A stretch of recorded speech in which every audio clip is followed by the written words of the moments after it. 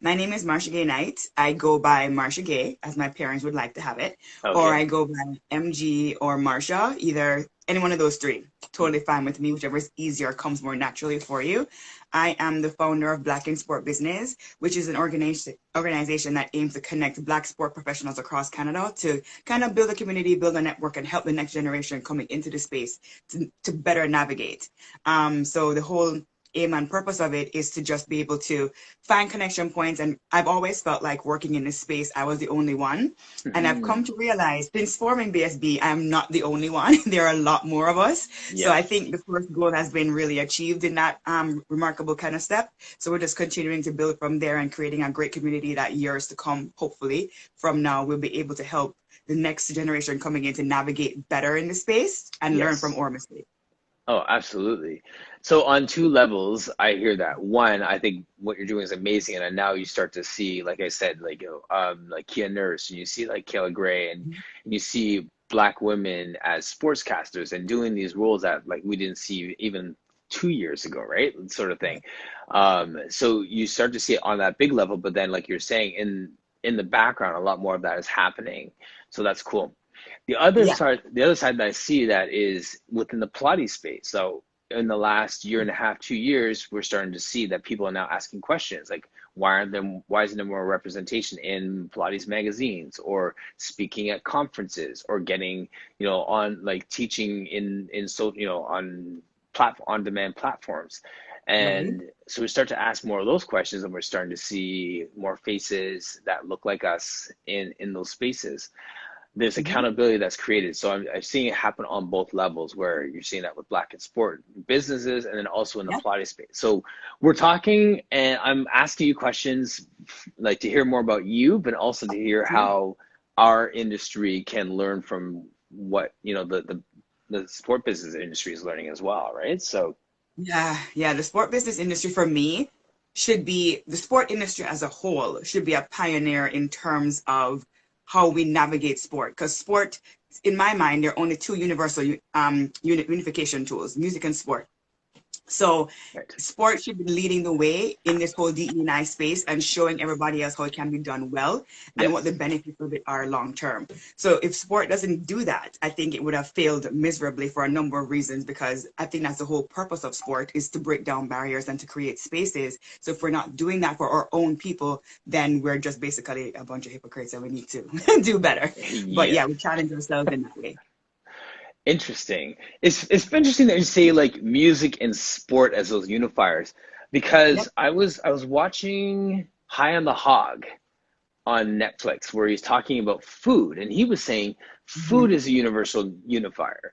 And I was watching, I was like, true, and I would have to say music. Mhm. So I would say music and food. And you say sport, I'm like, I say sport. sport. Yeah. I say I sport and music. agree. Okay, so for those in the chat, the universal languages: sport, music, Mhm. food, or some Yeah. combination of the three. Please put in the comment section which one, two, or three of those do you think is the universal language. I feel like you're describing who I am: sport, food, and music. Same, right? Yeah, totally. But on the sport tip, I never thought sport, but then that's true. I mean, like Mhm. looking back to my days of working as a youth worker and social Yeah. worker, I played one or two sports in high school, football, and then spend the rest of the year getting my grades back up. So I didn't play any other sports, and that was that. But when I started working at youth, I started to play more Mhm. basketball. I picked up basketball. I played a ton of pickup basketball because basketball was the language that connected with the Yes. youth in our area. So you realize it's a language, and then you do mission trips and you connect with youth, or you go teach soccer or whatever. It is a universal language. Uh, Definitely. so I Definitely. hear you, and I totally agree with you on that. Meanwhile, in the chat, we see food and music for sure. Music, Yeah. sport, food, music, and sport.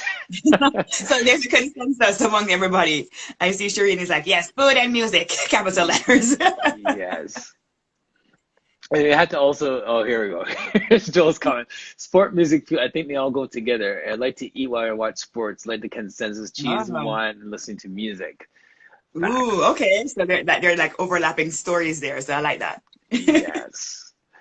Yes. So, so I interrupted you there. So you're saying sport is in universal language. So go on. Yeah, yeah. So I definitely feel that the responsibility of the sport world is to kind of like take a torch, not like for a poor pun, but take the torch and like lead the way in that sense, because we have shown that on the fields with our athletes we can do it. So now we have to show it also behind the fields, in the offices, in the front office spaces, and even in the business space, just to make sure that the message is consistent and it Yes. shows cases how we can come together and there's benefit for everybody. So I think sport business has that responsibility, and anything I can do to help, because sport has done so much for me. So I feel our responsibility to do that much for sport as well, to ensure that it's seen well, represented well, and that more people get to experience it in an awesome way.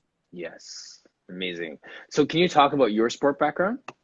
Sure, sure. So I grew up in Jamaica, Mhm. and I always wanted to run track. I wasn't very good at it. No. The first couple times I tried, Right. and my coach at the time, when I was about in like third or fourth grade, I was trying out for the team numerous times and never making it. And then he felt sorry for me, and it's like, you know what, you've been trying, just come on the team. So You got the pity all vote. I needed was a chance, Martin. All I needed was a chance. So Yes. I joined the team when I was like in about fourth or fifth grade, and I was actually enamored by the whole idea of sports since then. And I got a lot better. So my talents were cultivated. Went to high school and ran track for my high school, and then got a scholarship to run school track in the States. So I was Very in the cool. US, in North Dakota, for Mm. 5 years, where I ran track there, and then I moved back to Toronto after wanting to work in the world of sports. But it was an interesting transition, because when you're in Jamaica and you're in the States, sport is very different, because sport is different everywhere. So Yes. moving over to Canada, I'm thinking, okay, cool. I'm an athlete. I'm an NCAA athlete. I can just walk in here and like figure this out. No, that's not how this works. So Yeah. I ended up going back to school for a year at the Okay. George Brown program. Okay. I did the George Brown Sport and Event Marketing program just to learn more about the industry here in Canada and Yes. understand what my interest would be, where my skill sets would be most useful in this space. And then Yes. from there, I worked for 5 years in agency, Hmm. gaining experience in the sport business world, but not exactly in sports, but all the different like tangible skills that you would need in the industry regardless. And then Yes. I worked for Rogers, did a stint at the NHL, and then I left the country after a not so wonderful experience at the league. Okay. I fled, thinking that Fled I the don't do country. this. Yeah. I fled the country. Like it was done. Like I was so done Oh with wow. sport. I was about to give up at that point, because it was like 6 to 7 years in my journey in sport, and I haven't been able to get a full-time job. It was just a lot of dead ends and negativity in the space. And so Yes.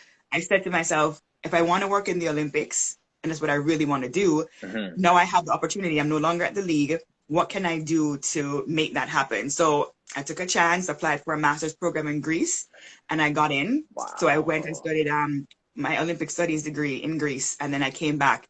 And as the stars aligned and God would have it, I got a job full time at CBC, and now I've been there for almost 2 years, Amazing. working in the Olympic department, doing marketing and sports. Yes. So if this was just you and I in the room, we're having a conversation, kind of like what we're doing right now, and imagine there was no one else in the comment section. I would say to you, did you really think that as a black woman you were going to get a higher up job in the NHL? I just wanted to get the experience and learn more, because I'm thinking league experience is fantastic.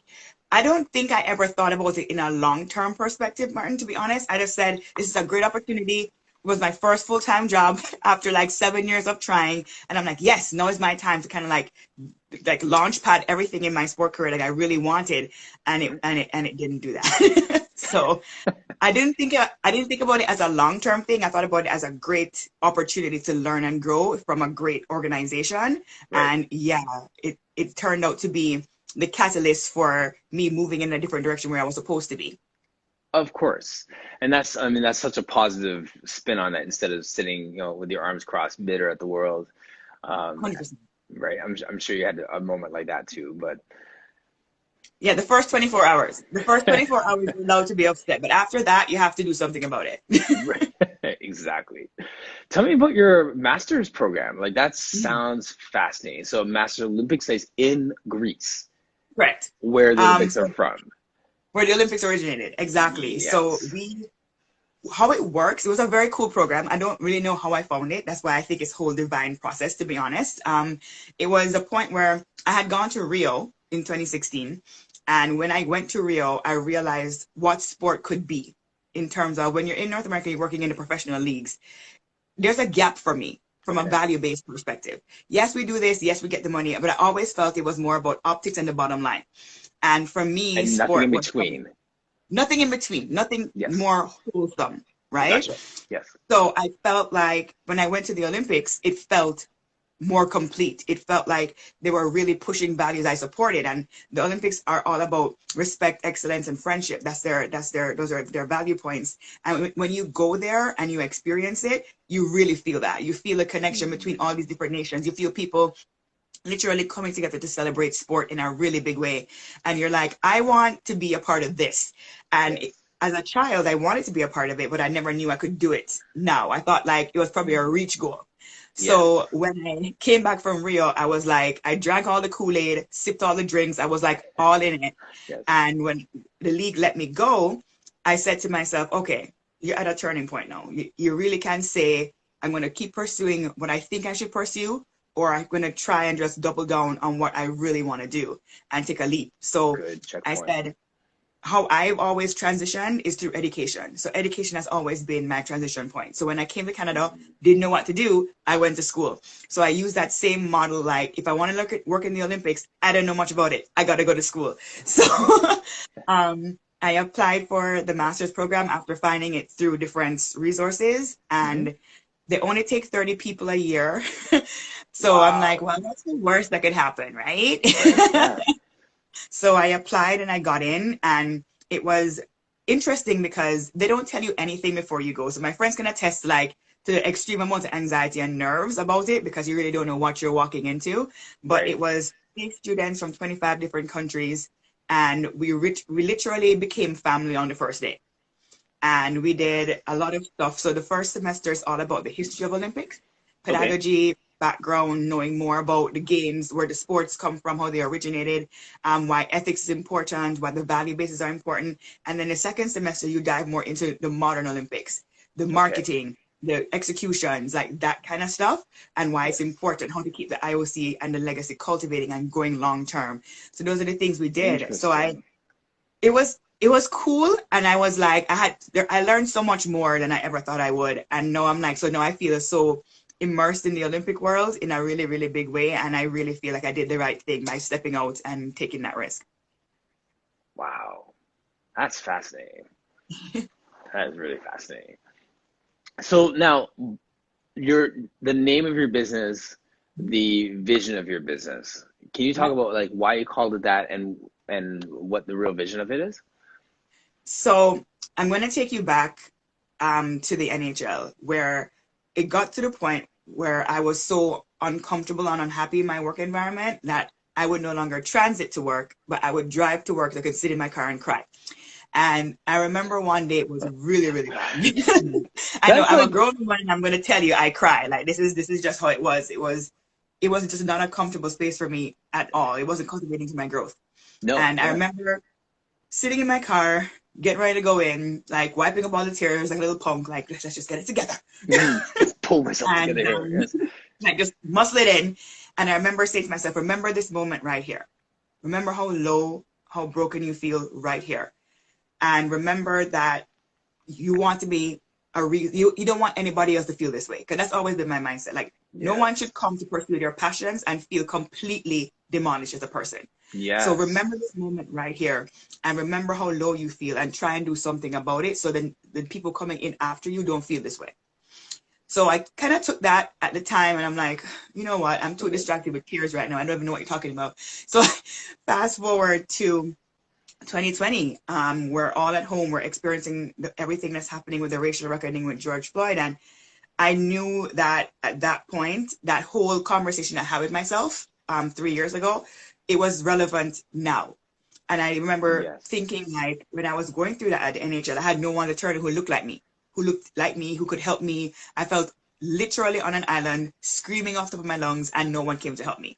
And I said to myself, remember how Mm, low that low moment we talked about? Try and do something to make sure nobody else feels that, because I'm sure there are other people who have yes. felt it.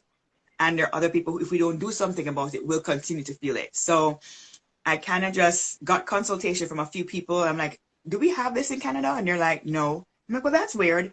So I'm like, there's no sport business like group. No. So I'm like, all right. So Black in Sport Business is basically what it is. I'm Black. I work in sport business. And I wanted to be able to educate people about the different areas of sport business, as well as create this community and to make sure that people never felt the way I felt in that car at that very moment. So I pulled the trigger last year, and now we're at almost 200 members. No, actually, we're over 200 members. Yeah. And we meet once a month. We do different things, and I'm very excited that COVID restrictions are lifting, so we can meet in person and do things outside. Yeah. But I feel it's very important because I knew that if I had a support system like that, I probably would never have felt as low and as defeated as I did when everything was happening to me at the league. That is so, like, yeah, Meryl just put that is so inspirational. Joel saying that's such a great story. Sandy Leo from New Zealand just came into the room. Hello, Sandy. That is like so inspiring that it really is those moments when you feel that broken and you Mm-hmm. feel like those tears coming down, you have no one to turn to. That's one thing. But then think about the day to day when something happens and it's really funny. You're like, oh, no one's gonna get this joke. No one's gonna, or no one's gonna like this song. Yeah, and it's just Right? you. And it's just Yes, you. it is just you. So it's not just in the lows, it's even in the highs when you turn, you look around, there's no one there to share your joys with, let alone to share your pain with in those Yep. moments. It was a moment in time that I've never forgotten. And it kind of, instead of using it to define who I was, I used it to kind of make it better for other people. Yes. Well said. So you decide to do this. Yes. Who were your biggest cheerleaders out the gates when you had 5 members? Now that you're at 200 plus, like you know what I'm saying? So out the gate, I had people like Lisa Washington. I had people like Clayton Smith. I had people like Tanya Phillips. I had people like Suzanne Duncan. Like, they were just out the gate, have your back. We need this, do it. And I personally was like, I'm not that important. How would I get an important person to like run with this? And I Yes. support them. And that wasn't happening. So, and I didn't want to feel like I'm not going to do it because of that. I said, let me just try, even though I'm not like super influential or anything. Let me just try and see what happens. And I never imagined it getting to this point, and I'm excited. I'm just like, wow, I didn't know that there were so many people who look like me in the space, so many young people who desire to be in that space and Yes. are now benefiting from being able to establish a network with people who look like them. We've started a mentorship program, which I started last year, and we're about to do another round this year, which has also been very helpful. That's So there have been amazing. certain elements that have been very key. We've had different workshops where we have people do like resume building, how to network well. Like, we just have different things that are relevant to the space, and we Yes. bring really cool speakers in to share their experiences and like inspire other people. So we've had like John Wiggins come in, we've had Terry Dennis Davis come in, we've Yes. had people like Akil and Donovan Bennett who came in last week that had an Nice. awesome conversation. So we've been just Good been stuff. creating a space for us to kind of like juice up and get after it, you Yes. know? Yes. I've had Akil on the show. And for those who are watching, who saw him, he's so dynamic He is. and He's amazing. so down to earth. And I just love the one line, just a quick Akil story. Well, Mhm. for those who don't know, he's a color commentator with the Raptors. He works with Raptors 905. He does a lot of presenting on meditation and movement. And I had him on for all these different things. And when I asked him to say what he does, he said, "I'm a storyteller." Yes, that's how he defines himself. Totally.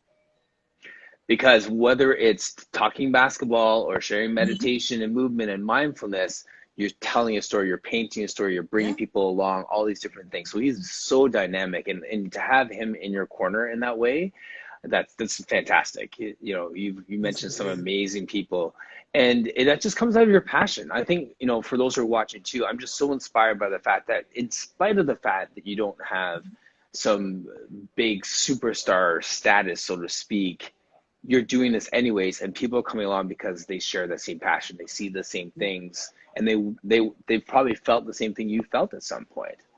totally. They can relate so well because they're like, there were days, yep, there were many days. So everybody kind of has that point of connection, and it helps to kind of bring people in from that point and who want to genuinely help too, who want to be a Yes. part of helping the next generation overcome or their obstacles and like do different things too. So yeah, it's been Yeah. a real cool ride so far. That's amazing. And such a positive spin on it too, right? Because if you think about it, you could roll in angry Mm-hmm. in every room and make the 100%. same point, right? Like you can carry a Mm-hmm. stick or you can carry a carrot sort of thing, right? And have people saying like this is what we need to do, this is change, or you could be like, look at this, look at this, look at this, look at this. Mm-hmm. Why did you choose the approach that you chose? I think the approach I chose serves me as a person. Um, the last thing you want to be is the angry black woman in the room, right? So, and I think when you walk into a room and you come in with that kind of energy, it it doesn't do well to kind of like convey a message because like it gets people's guards up more so than when you come in from an authentic place like here's my experience and here's what I'm doing to change it. They see you being that change and it's more inspiring for them and they get to, it's the honey or vinegar idea, right?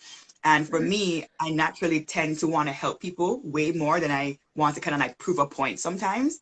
So if I Mhm. can do something that's authentically good with who I am as a person, I can do more and feel more fulfilled with that than coming to correct people who probably don't even want to hear me, who probably don't see anything wrong with it. And it Yes. might only benefit me or one other person where I can benefit 100 people on this side. And might seem more passive, it might seem less aggressive, but at the same time, it to me, it gets more done and there's more impact made. I'll take that route. Morgan Campbell was on and he talked about the same thing. Morgan Campbell, sports writer, Yeah. podcast guy. And have you met Morgan? Is he part of your group? I've never met him formally, but I know who he is Okay. through the industry, of course. Okay, perfect. Yeah, so I asked him a similar question because he writes on sports, worked for the Toronto Star, and he still writes for them Mhm. now.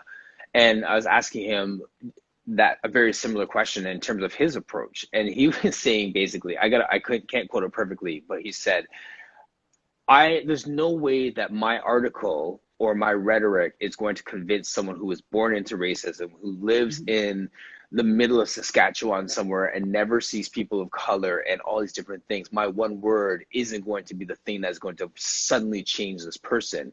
So Mhm. he appeals to the masses and people who resonate with his story and Yeah. encourages and lifts them up and empowers them and encourages them instead of Mhm. trying to convince the one Mhm. person. He's inspiring the masses over here. And Correct. he said it way better than I just did, but that was basically his idea. Yeah, I get that. Totally get that. Yeah. And another person I've had on, and tell me what you think about this, is he was Mhm. talking about the fact that he lives in the hood, so to speak, and being able to Yeah. talk black, talk in a way that connects with that culture, but then at the same Mhm. time, he can have personal training clients who are CEOs and multimillionaires that own real estate and just talk with them. He talks about being able to maneuver in white spaces Mm. as a black person. Or the code switching and like adapting to your Well, environment. with I no, let's talk about that. So first of all, Yeah. define code switching, and let's talk about the difference between code switching and just being able to Mhm. navigate those spaces. Okay. So I have a statement I tell myself all the time. You don't wear tennis shoes to the prom, right? So if there's an occasion that would require you to be in a certain, I guess, mindset or a certain level of delivery, and you match that occasion with that level of delivery, you can still be authentic in different ways. So just because I'm not talking to you in Pathway right now, Martin, and dropping it down doesn't mean I'm being inauthentic. I'm being authentic to you, but based on the forum, we're talking in this way. I think Yes. code switching has to do with there's unconscious thought behind code switching in the sense where people feel that their authentic selves are not going to be accepted or be able to come into this space. So you code switch because you're trying Yes. to fit into a space that's technically not really for you. I've had that experience where you go back and forth because when I moved from Jamaica to North Dakota, code switching was on 10. Because nobody over here understands my accent. I had to Right. constantly explain things. I said aluminium, they said it's aluminum. Like, it was just one of those things that always Yes. had to happen. So code Yes. switching was heavy. Coming back Heavy. Yeah. into a Toronto environment where people are more accepting and open and knowledgeable about who I am as a person, given my background, the code switching was not as heavy. But Yes. going into an environment for sport, where as a Black female immigrant, I am one of the only, the last thing you want to do is stand out anymore.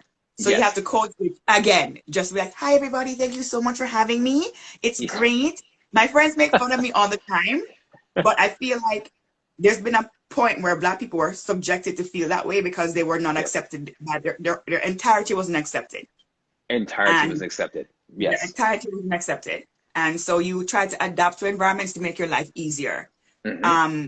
But just because I would never go on depending on the nature of a I guess forum or panel and drop it like it's like with my friends outside. Hmm. So there's two different things. The psychology behind code switching in terms of like an acceptability and being a part of something that you want to be, not necessarily want to, but you gotta get a job, you gotta work, you gotta adapt, you gotta be like them, right? Yes. Yes. So Yes.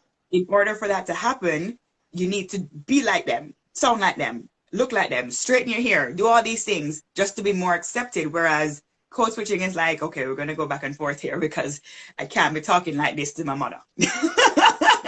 You know? Right. Right. That's a great example. I like just highlighting what you're saying about the internal dialogue because you feel Mhm. like I'm not adequate enough as opposed to something from the outside. So like you say, wearing tennis shoes to a prom, right? To the Like there's a, point. yeah, so that's a good way of explaining that. So then going into those different spaces, being able to maneuver, being able to navigate, understand how to, well, for lack of a better word, connect Mhm. is the strategy that comes to mind for me. Is like, how do I connect while still being authentic to who I am, right? I learned this lesson very late in my career. You are more valuable as your real self than you are as you trying to be like them. Your Thank you. power lies in your individuality. And the more you diminish that, you do yourself a disservice, but you also keep trying to fight a fight that's not for you. You have to really tap into who you are as a person and own all of it. And it took me a long time, God bless 2020, to to be able to get to the point where I'm like, listen, this is Marsha, this is how I look, this is how I talk, this is how I am, and this is okay. And I have gotten so many more opportunities based on who I am than who I was trying to be. Yes. Do you want to just You take have over the to. show for the rest of the week? Because that was like, Well, if you have the time, Martin, if you have the time. yes. We could unpack that in so many different ways because that is exactly what we do. We spend so much time trying to appease other people with our personality and these different things instead of being our authentic selves in those situations, Mhm. being unapologetically who we are. We're Right. robbing the world when we don't do that. Hmm. Yeah. It's like God placed a gift in you and you decide to hide it. Right. Yes. Like, that does you no service, it does him a huge disservice because he put it there for a reason. And the sooner you realize that there's a power in that, you feel so great and you feel so empowered to share it with everybody. And Yes. only the right people who can appreciate it see it. If they don't appreciate it, then they weren't meant to see it. It's not for everybody. It's for the people who he wanted it to be shared with. Right. And if you're in a room where no one sees that, maybe you're in the wrong room. Maybe in the wrong room. But I don't want you to be in the room thinking that because nobody sees it, it doesn't exist. You have to always know where your power lies and that it exists. But just because it is not for everybody doesn't mean that you should get rid of it or you should tone it down. It's still as powerful. Just because somebody walks away from a bag of money, it doesn't devalue the money. It's still what it is. So That's the word. it's yours and it's your superpower, for example. Yes, absolutely. So good. Just reading a few comments here. Dano Hayon saying, I hear a bit of that Jamaican accent. She's in Yeah, Jamaica. it'll pop out here and there. Yes. And then Joel saying, be all things to all people to a reasonable degree. Connection with people without compromising your core values. Yes, that we Yes. get totally. Facts, my friend. And then after that, Joel again says, I teach people many different from many different cultures and backgrounds, so I respect and adapt to a reasonable degree. And yes, and actually that was the other point too, taking advantage of your personal brand. So, sport business professional, can we talk about personal brand and what that means? Talk about personal brands. Oh, sorry. I'll give you a chance to think about that while I missed a few comments here. Hi, Everly, and yes. So, Miss, is that D Nice 82? Yes, Miss Okay. D Nice. Yeah. Yes. So she wants you to be my new co-host, and yes. Meryl say no more coming from a place of lacking. Facts. That was a whole sermon. Facts. Love that illustration. That was such a good illustration about the money. I gotta remember to write that down. Yes. The Black Talent Initiative. Hello. BPI is here. Yay! Your people are in the house.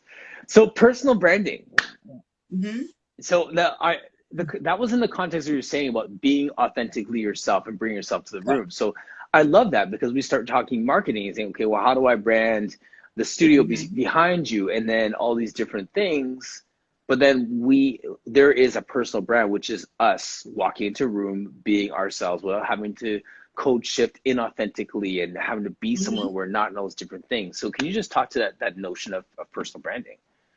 Personal branding, I feel, comes back down to the core of the values of who you are, right? So to me, your personal brand is defined by what makes Marsha Marsha, right? And how can I then leverage those things to form an identity that people are like, well, when I think of Marsha, I think of this, this, and this, and this. My friends who have known me for years will probably be like, Marsha's funny. I hope they'll say that Marsha's funny. Marsha's funny. Marsha is ambitious. Marsha's a go-getter. Marsha does these different things. And then it's a matter of me finding like those things and knowing what's the value base that's tied to that. I want to help people. I want to move things forward. I want to be a change. I want to, those kind of things. And then getting those things all together to define like, this is who I am, right? I do these things because I believe in these things. And now I'm going to use those things to define how I do anything else. So that's going to be like, you're going to be your tether. So anything you do has to always circumvent around those things. Yes. So personal branding for me, when people see me in a space, they're like, okay, so we're either going to get something done, we're going to laugh a lot, or we're going to hear gems dropping, because that's kind of like, based on my experiences, I'm able to say, listen, this and this and this. So to me, your personal brand is defined by what people think you are, your things that you are, and then the values that tie that and that motivate that. And then everything else kind of circumvents around the idea of how you then push that into the world. Wow. That's a pretty good answer. Pretty good answer? I hope. That's pretty good. I hope it makes sense, I hope it makes sense. Thumbs up in the chat, yes. Here's a H Spoongle. I'm sorry. That's you. Yes. Nice. Personal Hugh Spooner. Hugh Spooner. Yes. He changed his hand. I know Hugh. Personal brand, trustworthy, authentic character. Yes. Good to see you, Hugh. Always good to see you. He is just brilliant, awesome. brilliant guy. He is so awesome. We know many of the same people. We do. I'm like, I don't know how we just met, because we knew, but that's how it works though. We always like around the same people, but you never really connect. It happens to me all the time. Yes. And also, once again, full disclosure for those who are in the chat here, we connected just through these chats and just reached out to her, had a phone call, and then I thought that Marsha was on the other side of the planet. It turned out that she is in Canada, and then as we talked, it turned out that she was in Toronto, but she wasn't really in Toronto. She was in Mississauga, where I am, and she wasn't just in Mississauga, but she is actually like down the street. like down the street. It's funny how that happens, right? Oh Yes. gosh. Yes. You could have The actually one- just came into the studio and we done this live. We could have done that. We could have done that. Absolutely. Next time we do it live. Yeah. That's too funny. Yeah, so your fans are out here. You are hilarious and all other great things. Yes, Meryl in Germany. Yes, true story. She's 5 minutes away. Literally. Yep. Literally. Back to your business though. One of the questions that I was going to ask was, Yeah. it's Black in Sport business. Mhm. Why did you not choose to like focus on the Black part as opposed to the woman part, for example? Because you see there's obviously a lack of women in sport. It could be Right. women in sport business. Why did you choose, why didn't you choose to focus on or emphasize the woman part of what you do? You know, that's a very interesting question. I just always focus more so on a collective. I wanted to not necessarily single it out by gender. Yes, there are going to be initiatives within BSB that focus on women, but at the same time, I feel like the industry on a whole, as Black professionals, Yes. needed to see each other, period.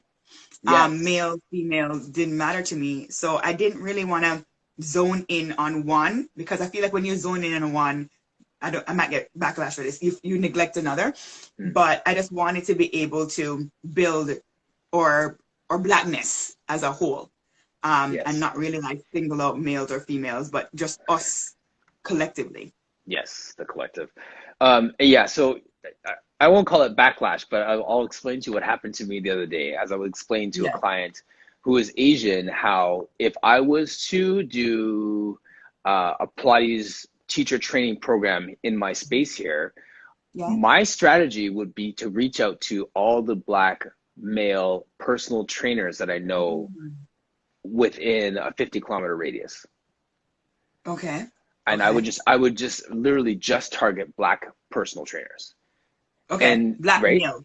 personal trainers. Black male personal trainers. And she was like, well, why would you just go after men? Why would you just go after Black men? I said, well, anyone Mhm. could take the training, but there's a Mhm. gap in terms of the number of men in Pilates, and there's a Yeah. bigger gap in terms of the number of Black men in Pilates. So if Right. I was to connect with personal trainers, then I know I have men who are movement enthusiasts, movement Mhm. specialists, and Mhm. I find, and someone who is willing to put down 10 grand to pay for a full comprehensive Training. study path. They're Mhm. obviously they have an aptitude to learn, they're keen to Yep. get better in the industry, and they already know how to teach. And now this Okay. is adding another tool in the toolbox. So by the time I said all that, she's like, well, why are you excluding white people? And I said, well, I'm not excluding white people, I'm just trying to Mhm. speak to the gap. That's what I was going to say. You see a gap and you're filling it, right? Yes. So it's like you see the landscape and you're like, there's something missing here. So now I'm helping to fill that missing part and fill it out. Mhm. Yes, exactly. And to Black TO, funny story, when I thought that I was the only Black male Pilates instructor in the Toronto area, Yeah. I bumped into Black TO, who is Black male Pilates Pilates. instructor named Martin. Oh, well, stop it. Stop True. it. Now that's serendipitous more so than or down the street. Look at Martin you. Bills is, yes, this is once again another great guy who is worthy of being a co-host, who is in the GTA, who is Mhm. doing it in the Pilates space. So that's so funny, right? When you're supposed to be where you're supposed to be, things just magically unfold. And I've seen that over and over again. Right. And so funny, you just said that kind of off the cuff, but that is so true, and Mhm. people just diminish that point because, like you said earlier, we're too busy trying to be something else and not be who we're supposed to be and not be where we're supposed to be. Correct. Right? Yeah. You can't get what you're supposed to get if you're not where you're supposed to be. So if you're not positioned where you're supposed to be, then you're missing things that's supposed to come your way because you're in the wrong spot. Right. So you have to make sure you're aligned to where you're going to be, because sometimes we think that if I pursue what I want to pursue, it might not be able to give me what I want. but we're only limiting ourselves based on what we can see. You have to Yes. step into a position and just be there because you know you're supposed to be there, and just watch things just unfold. Like I've witnessed that the last year in a really, really big way. Yes. So good. There's times when people say things, I'm like, I could Yeah, just fire off questions, or I could just let that just linger in the that's what it's. air, let it just settle.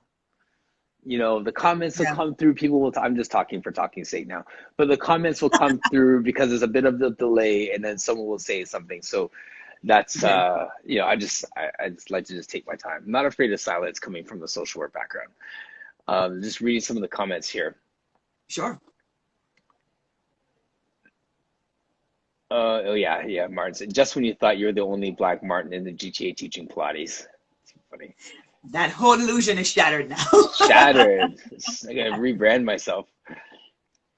There's a difference between targeting versus exclusion. So the difference between targeting versus Yeah. exclusion, and people have a big problem understanding that. Hmm. Yeah. And it comes from people who are not used to being, God forgive me, excluded. Well, so when it sounds like something that would be like exclusionary when it's something that I'm trying to build something. If you're always used to getting what you want, you're like, why did you talk to me? I'm like, because you always have it. Like, what do you mean? I'm just trying to get these people who typically don't to get, those opportunities or those advantages too. And you're like, but you're excluding me, but you Yes. have it. You have it. Right. Exactly. So we talked earlier. We're at 52 minutes. Like the time is almost gone already. But the thing I was going to ask too was, now we talked about your biggest cheerleaders and some of the people who came on when you had 6 people and now you're at 200 plus. Did you have any opposition? Did you have people or organizations that push back against what you're trying to do? I think last year was a bad time for opposition. Yes. Last year was like, not today. I never had that opposition, to be honest. Hmm. Because I think people really saw the value of what I was trying to do. And especially for Black professionals in the space, they were excited about it because they're like, I've never had this, and this is something that Yes. we definitely need. Because when you look at the US has organizations like this, and they have like thousands of members of people who are in the sport business space, like growing together, and we didn't Yes. have anything. Right. So not to draw that comparison again, but just saying that having it in Canada is very important. And so opposition wasn't something I faced. I saw people saw the value of it, people saw the need for it. And I think those things kind of carried everything through to make everything else pretty seamless. Yes. Amazing. So good. Just a few comments here. So Pilates, Hotties, IG, how does Pilates impact the sport training world? Has it become more popular in regular workouts, all sports, or just some? Is that question for me, or is that for Marsha from the perspective of sports? I can try and answer that. Mm-hmm. Um, and Hugh Spooner had a comment after as well. So honest preparation is fearless while anxious to perform. What does preparation look like and feel like? Hmm. Do you want to go answer your question first, Martin, Sure, and then and I? then you can answer. Okay, so how does Pilates impact the sport training world? For me, with my focus being on men in Pilates and my target really being sports, working with like Raptors 905 and golfers and all those different things, that's the whole point, is to bring it into the conversation as something that could be, as I say, the missing link in their training. Some people from the Pilates world look at it from a corrective exercise perspective because that's been their experience where Pilates has saved them, from their Mhm. dance injuries or their sport injuries. I realized how it was a game changer for me in terms of performance as well. So I want to bring a proactive stance to it. So I say, did you know that LeBron James does Pilates? And I have that on my, on my thing. So like on my feed. So I'm trying to I'm trying to change the paradigm of it as my body carries it as well. I'm not a former dancer. I'm a Mhm. former athlete, or I'm an athlete. So I bring Pilates from a place of, I'm not that guy that can get his foot behind his ear. So I'm not going to expect you basketball Okay. players in this room to do the splits on your first time. So I bring it as an athlete. So I'm trying to normalize that. And I'm spending a lot of time speaking to teams and to golfers and to, all these young, grassroots basketball teams, and just getting that into their programming alongside their technical training, me coming alongside as a strength and conditioning coach that has Pilates. And so I changed the name of my business card to a movement specialist from, a sport coach, a Pilates coach, whatever, because I want to encompass it in the broader conversation about movement and in the broader conversation about training, so that we're not talking about the silo of Pilates. We're talking about the movement patterns and the conditioning that you need to be better at your sport. Gotcha. So that's really my personal mission in this whole thing. Yeah. Okay.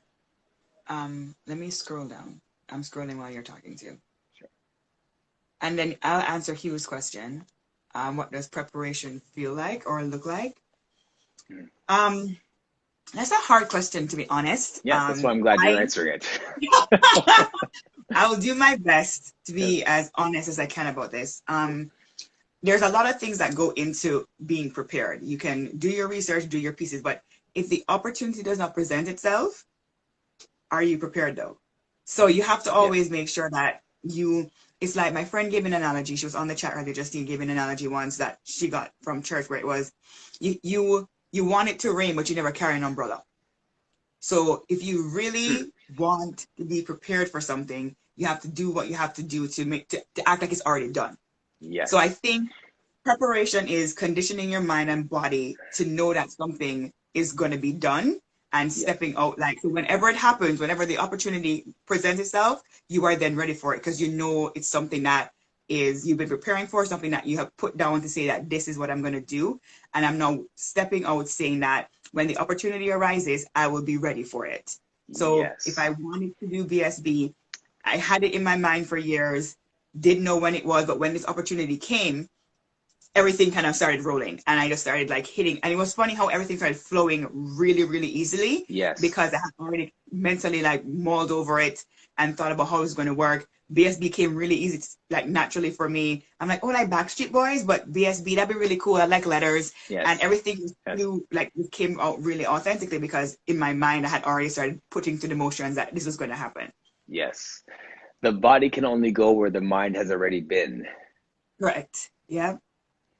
Right. And that's one of the guys was on, well, Scott McDonald was on yesterday. He had a post where he was talking to some younger athletes, and he said that my success today started when I was from the habits I formed when I was your age. Right. Yep. The day that I chose to go to practice instead of sitting home playing video games, the days that I chose to do that last 5 minutes, those 5 more shots instead of just patting myself on the back for working for 50 minutes. Those small things that we did back then set up today, even though we didn't know that today was coming. Yes. Yes. It's in that context, like even as I reflect on me as a person or individual looking in high school, the number of leadership roles that I assumed in terms of like prefect, track captain, moving to college, I was student body president, homecoming queen, like all these different things, track captain. There are things that would happen.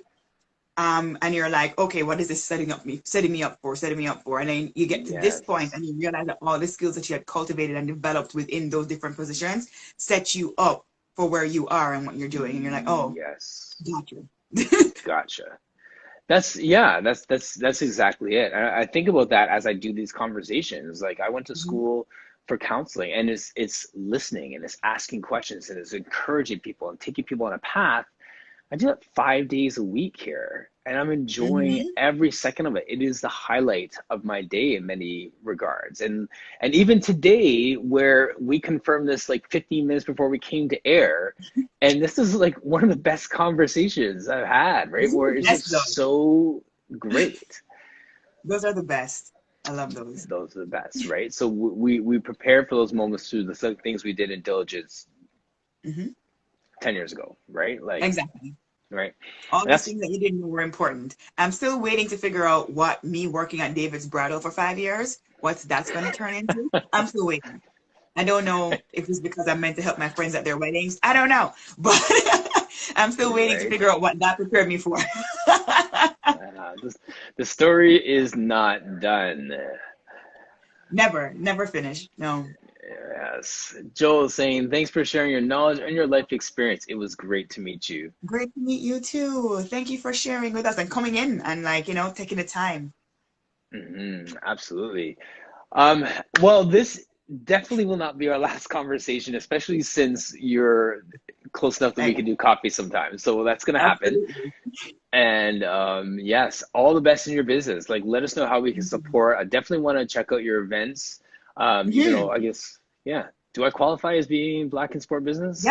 you do. You Hey. see, that's why I kept it open. Yeah, you definitely do. We have a run coming up. We had a run in June Right. that went really well, a run, walk, ride, because I didn't want to make anybody feel they had to run. So Mhm. we had a run, walk, wow, ride, and we're gonna have another one in July. So I'll share the info with you so you can come out and like, do some cool stuff. Maybe Yes. do some stretching with you, Martin. It'd be awesome. Yeah, I'm in. There you go. Made some business on the podcast. I love it. It's never a waste. Let's do it. Yes. Good to see you, Hugh. Thank you. And thank you to everyone who joined us today. So good talking with you, Marsha. Thank you once again. No All right. problem. Thanks for the opportunity. All right. Take care. See ya. Okay, take care. Bye. Bye.